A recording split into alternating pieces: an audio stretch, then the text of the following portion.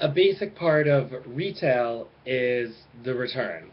It's something a lot of shoppers do. It's something a lot of people who work in retail do. It's something that pretty much everyone does.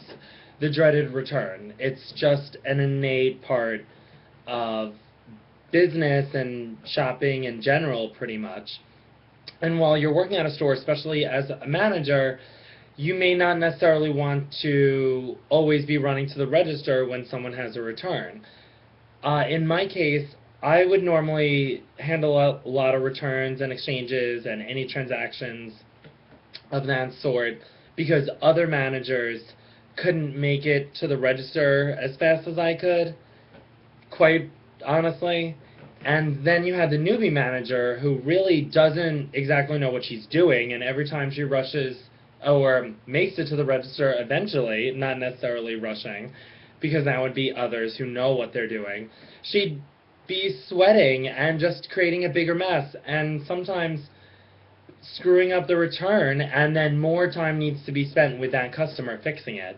It kind of gets ridiculous, but sometimes being on the other side as a manager and working in retail, handling returns could become troublesome.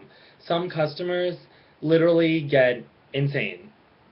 One woman I remember one time was just screaming at the top of her lungs at a sales associate and another manager because she didn't really understand what was going on and she thought she was getting cheated out of money. And it's almost ludicrous to really give these people so much time and the light in general, but if you're a shopper and you're going back to a store to return something, you know what you're getting into. No one really wants to handle your transaction in the first place.